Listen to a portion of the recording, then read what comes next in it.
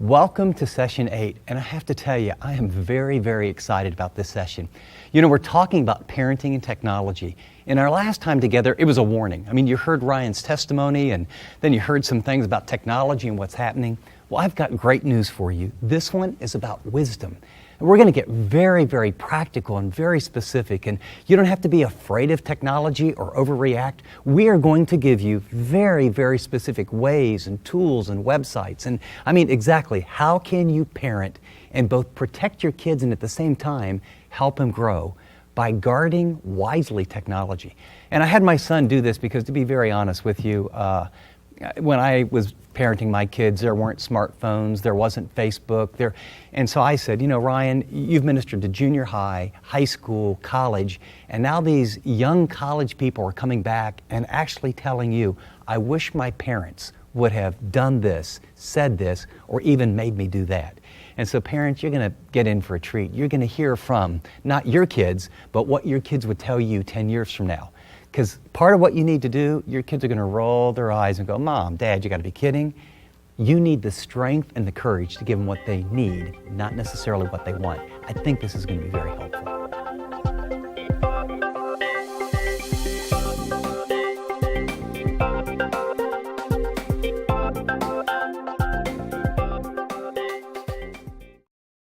At the heart, for parents to understand, basic needs really haven't changed. I mean, what kids are looking for, they're going about it differently, but it's really not much different than, you know, the core of life and what people need.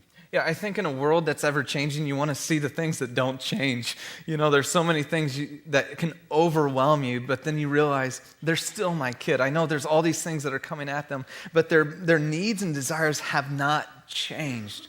In fact, here's just three basic needs and desires. The first is a deep need and desire for community, that sense of belonging.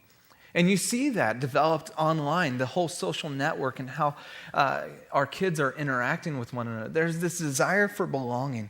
I thought I'd write down a few just ideas and some things that we did to develop that sense of community.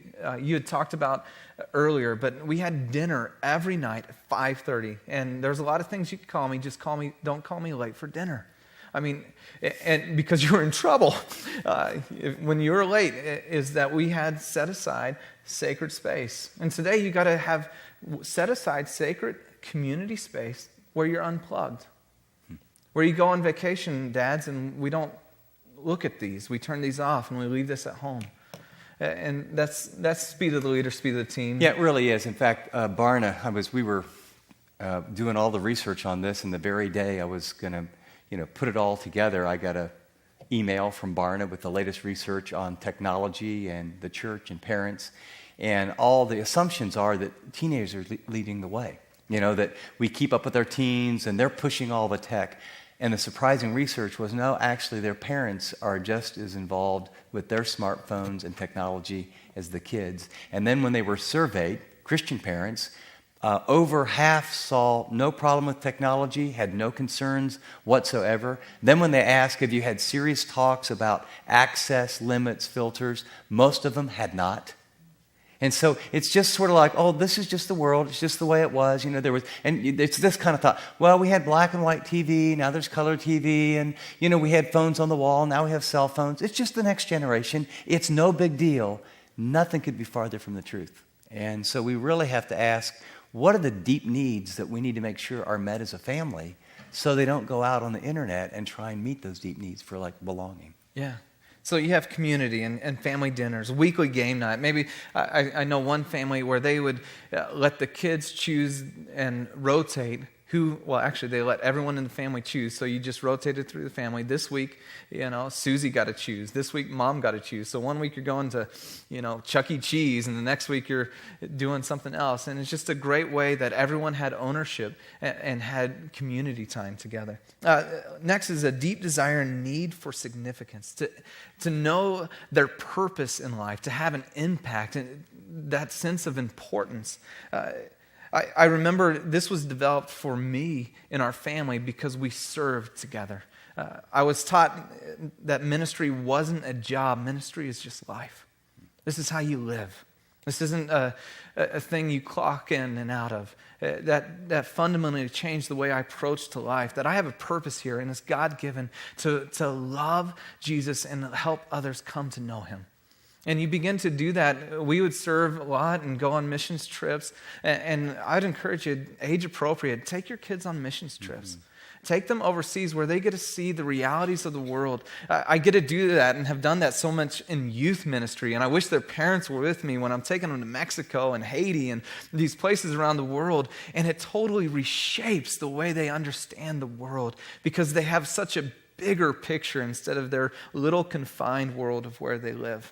Then the last one is a deep desire and need for boundaries, to have a sense of security, of stability.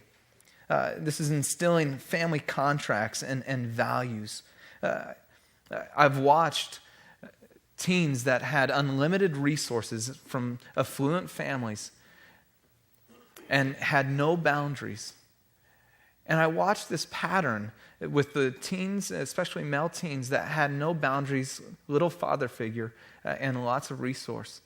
They almost always ended up in the military. And just saw that actually is a fundamental need of ours. It's not just a nice thing. It's a deep desire, basic human need that we need somebody to say, you're safe. Here's the boundaries. Here's where you fit and are secure. And the military certainly provides plenty of those boundaries, don't they? It's kind of amazing. Well, you can see what you need to know, and now let's kind of just sharpen our focus and say, what's the game plan? I'm a parent, and I'm sure there's people in this room and that they are just super tech savvy, and we've learned that that's not necessarily answering all the questions, but there's probably some like me that are a little bit slow. And just low tech. Just low tech, that's right, low tech. So what's the game plan? What do I need to do as a parent so that what happened to you won't happen to their kids? Yeah. The first thing is, as parents, we need to lead the way. We need to be the leaders that begin to move things forward. Oftentimes we react to problems that could have been prevented. And we need to begin to lead the way. First thing is under that is become a student and a support. As long as you have students, you should be a student. As long as you have kids that are in your home, you need to constantly be a student and be learning. The second thing is then get help if necessary. Resources are great, and we need resources. And as you think of resources, and especially as technology's changing, think blogs, not books. Books take so long to get published, and by the time they're published, the principles if you are true, but then if you're wanting something specific, it's really out of date. And so as you're getting up-to-date information, think online blogs. But as getting help, there's kind of three areas I kind of thought about. One is just personally. I know there's probably some dads and maybe even some moms in here that can't lead the way because you have a past like my past. But your past is your present right now. And it's still a secret. And you personally need to get help. And you need to maybe hear and have a conversation with someone and just say, I need help. Part of it, leading the way and being the man or the woman of the house is I need to lead the way and get honest. And get real, honest help. The second is in the area of technology. You're going, I'm not real technical. And you might need some technical support. See, it's okay not to, if we don't know how to do things, it's just not okay to not know how and not do anything. And a lot of times we use that as an excuse. Why? I just don't know how. It's over my head. Our kids need us to lead the way and go, you know what? So we hire somebody to come in. Or we cancel stuff so we don't have a problem. That's kind of a revolutionary thought. And the last one is professionally. If you are coming at it, especially with teenage kids, and you've not done anything, you might be going down a rabbit hole and you kind of thought, not my kid. No way, this is not my kid. And that's where you were at. Yeah. And it was your kid. Yeah. And you might uncover some things that you don't know how to deal with. And as you do that, then get help. Get professional help. Talk to a pastor, a youth pastor, maybe a counselor, to know how to respond well. What we know for sure is that many of you will obey God and realize you're not up on top of what is going on with your kids on their phone, their Facebook, their YouTube, their friends, their online patterns. And you're going to leave here, and you're going to leave here equipped to get filters downloaded. You're going to leave here equipped in a way where you're going to have a conversation, and some of you are going to get shocked. Your sweet Susie or your really good Bobby has another life and another world that peer pressure over time, and you're going to have the experience I did with tears running down your face, and you're going to have to confront your son or daughter. And for a lot of you, you just don't know what to do then. And what I'm telling you and what Ryan's telling you is, tell him just recently there was a father who basically, as the church, we got to get on the ball here, and as this is getting communicated, here's a dad who thought his kids were, and they're great kids. Awesome well, you were kids. a great kid. Yeah. But you had a big problem. Yeah, I shared my story in a sermon at the church that I work at. And as I enjoy doing that because I know it then gives courage to others to begin to come out of the darkness. And so as I did that, then I got a phone call from a dad and said, hey, I just found out both my boys are looking at stuff online. I don't know what to do or how to help them. I didn't grow up in a Christian background. I don't know any of this stuff. Could I bring them in and talk with you? And in fact, that's one of the things that under number 2, I'll just give you the fill-in, have the talk. He's like, I don't know how to talk to them about this. I said, sure, come on. And he brought his 2 boys in. He's sitting in there. And we just sat in my office and just began to talk and ask questions. And he left out of there. And actually, I had just a talk with his dad for a little bit. And then I just talked with the 2 boys. And then gave them tools and resources of, okay, here's the next step. And what was so fun was, these were great kids, and they have an amazing relationship with their dad. And what was great to watch was now I see them at church, and I just go, hey, how's it going? And just their faces light up, and it's great. Well, they're not caught being captive to something that they don't even really want to be captive to. Anyone who's been stuck there understands what felt like freedom became slavery real quick. And now they're free. And some of the practical ways is, we're not going to go through all your last page of notes, but if you just go ahead and look in the back, covenant eyes and safe eyes are probably 2 of the easiest, best ways that everything from A to Z, you download filters, covenants, contracts with your kids. In other words, the real practical how-tos of having this talk and then knowing, well, what do you put on your equipment to safeguard it? Those 2 are some of the best. Any others you'd highlight? Yeah, just for if you're personally struggling with pornography or online sexual addiction in any way, XXX Church is a great resource and actually has... That's the actual website? That's the actual website. So That'll get your attention. Yeah. You got to type in church pretty quickly, don't you? Yeah. Okay. Yeah, don't forget church. Yes, that's right. It's trying to keep it on the middle of the fairway here. That would not be beneficial. Okay.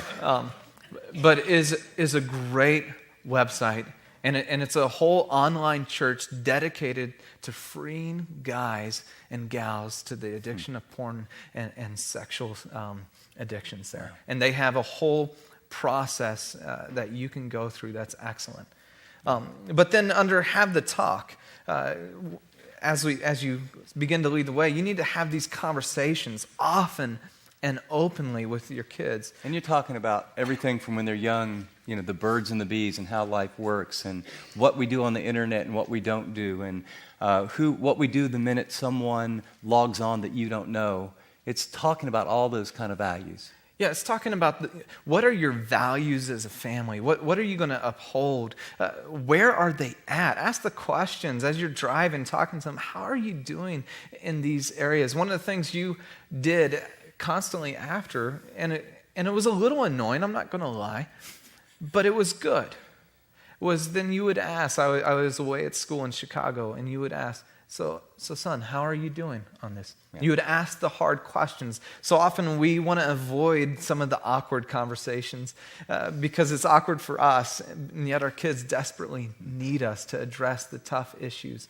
and are longing to know how do we navigate that and to enter in that. But you say create a safe environment, because a lot of times you don't want this explosion. How do you do this where your kids really will open up and be honest with you? How do you create that safe environment? I remember when we had our first kind of birds and the bees talk. It's much too late now with technology. It was when I was, I think, 11 or so. You would even have that younger in this world, huh? Most kids see porn by the age of 11. That's the average age that 90% of kids who see porn see it by the age of 11. So, and 8-year-olds. So as you're just thinking about TV that you watch and commercials that are coming on, just bombarded we are with this society, you begin to go, okay, I need to begin to have this talk and not allow, whether it's the school system or anyone else, to shape their values and have the talk for you. And go, if they're doing public school, and you need to know when they're having that talk, and you need to do it before, or say, hey, my kid's going to respectfully not be a part of that, and I'm going to have my own talk with them. But yeah, earlier. But creating that safe environment is a lot of what you've already talked about and addressed, of creating that sense of unconditional love. That talk that we had, and we've had many more, but I remember sitting on my bedside in my room and having this conversation, and at 11 I really didn't know all what my dad was talking about. But here's what stuck with me all these years. Was him sitting beside me, put his arm over my shoulder and said, son, no matter what you do, I'll always love you. No matter where you go, all these things. He set the framework for what we believe in, all the values, but at the end of it then was, here's the thing, there's nothing you could ever do that would make me love you any less. Well, that stuck with me. Just verbalizing that stuck with me, to know that, you know what, there's things I don't want to share with my dad, and there's things that come up, but I know that no matter what happens, he loves me. And then he showed it. I think that's another thing, is creating a safe environment. You have to react well. It's so important, because you'll catch your kids doing something, and then you'll just blow up at them. And I remember your response was not of one condemning me when we had the talk of confrontment here, but it was tear-filled, and talked about forgiveness. Is you asked for forgiveness, of saying, I blew it in this area, I didn't know, and I'm sorry. And I think that's part of the way you create safe environments. So you lead the way, you have the talk, and then you say here, keep control. But even before that, if I'm a parent, give me 3 or 4 quick warning signs that tell me my son or daughter is probably having problems. Yeah, absolutely. One is just when you see a noticeable change of behavior. If it's a character change, they were outgoing, now they're real reserved. They become secretive, defensive, gets angry or obsessive. Grades go down, withdrawal from family. And here's a telltale one. If the screen changes every time you come into the room. You just notice all of a sudden the screen changed real quick. They're not always going to a new page or clicking a new channel. They just didn't want you to see what they were looking at. Okay, practically then, keep the control. How do you keep the control? And give us some pointers on that. Yeah, if you don't keep the control, your kids have the control.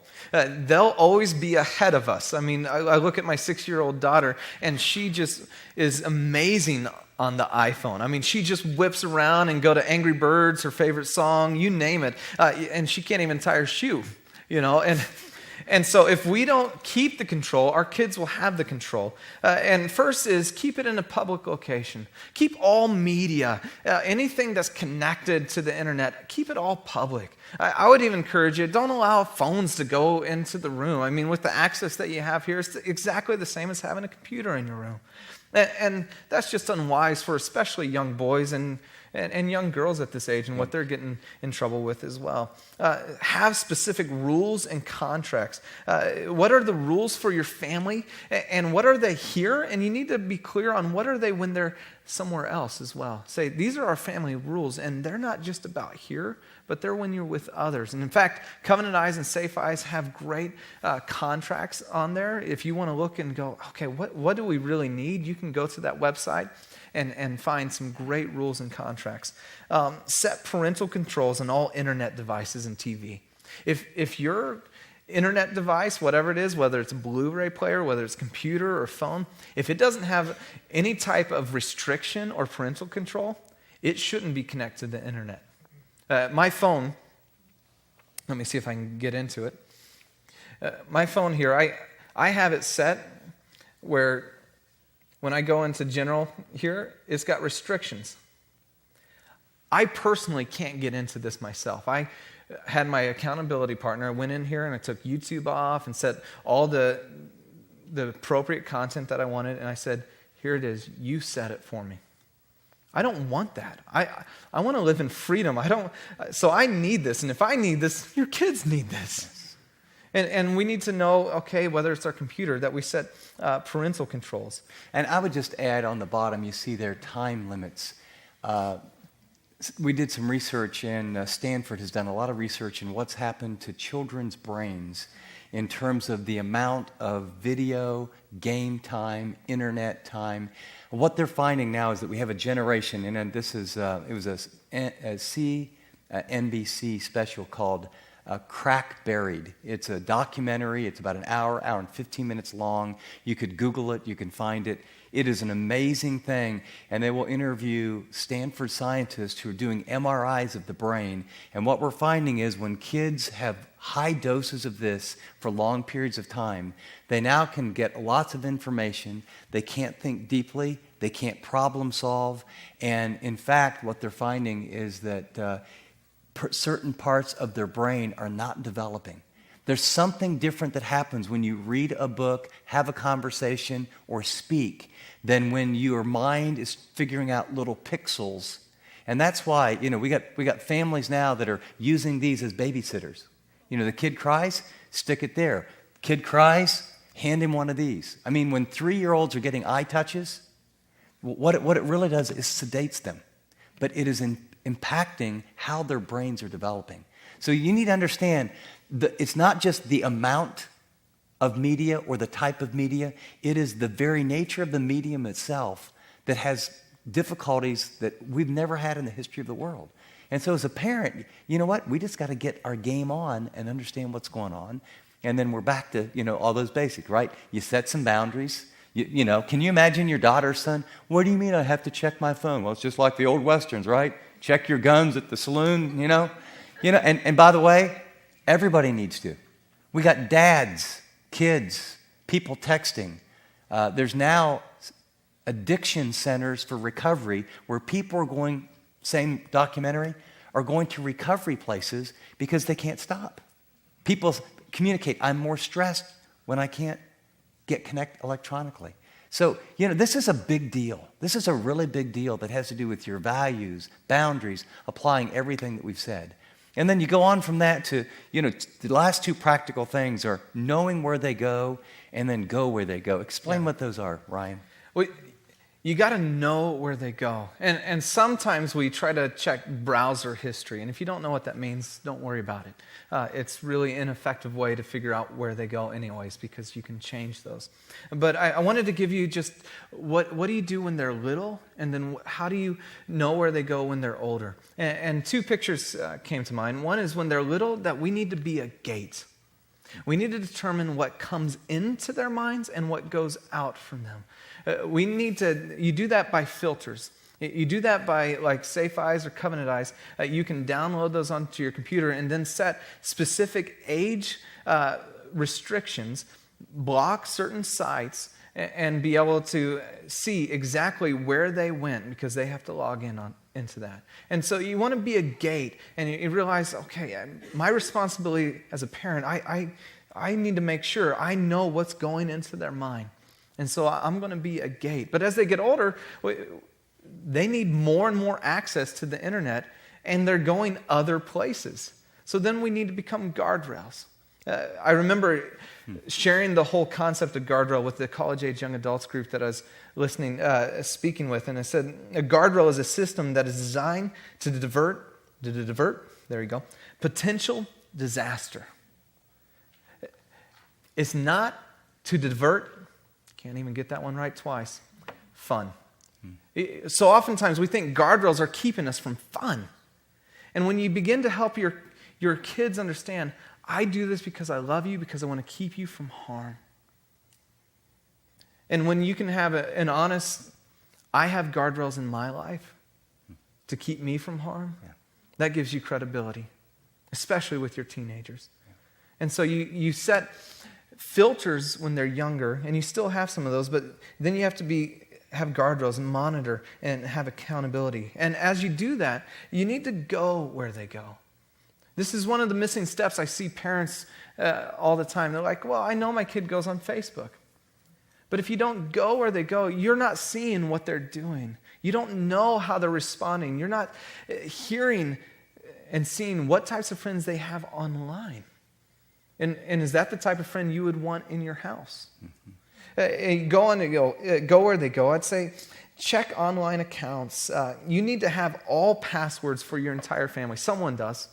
For my family, that's my wife, because I don't need all the passwords. So someone in your family that, as a parent, needs to have all the passwords. Well, what if I'm a teenager and I'm 17 years old? Like, you don't trust me? What's the deal? I mean, you go to some conference or watch some video and, you don't trust me now? Come on, get off it. I mean, how do you respond? Because that is going to be what some people are going to get. Yeah. Well, and it's nice to be the teenager for 30 seconds, was it?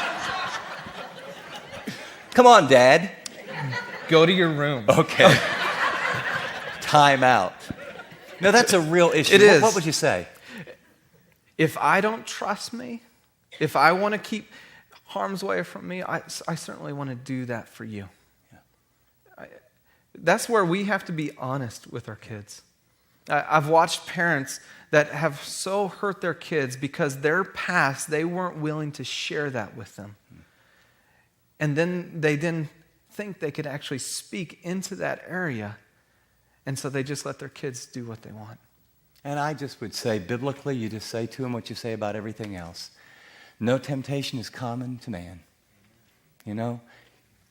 David was a godly man. In a weak moment, the most godly man of his generation made a dumb mistake that cost him and others dearly.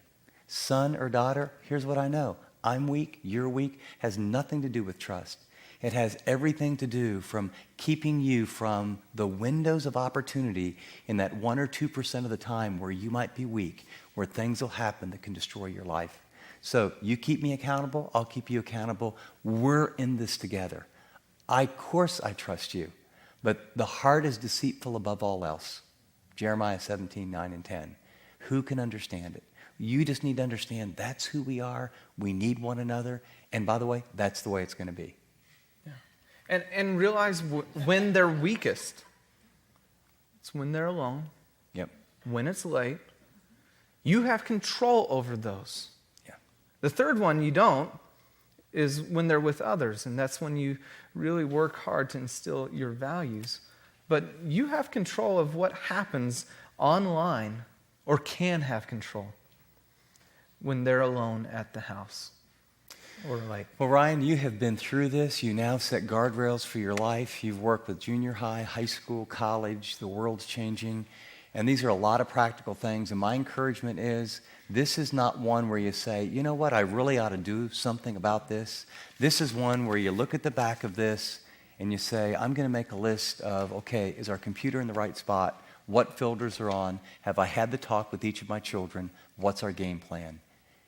And our prayer is that your kids will never have to go through what my kid did, because you don't want that at all for them. But you have to be the parent who's willing to do the work and set the boundaries and love them. As we wrap up this time on parenting and technology, my hope is twofold. Number one, that you have a sense of urgency.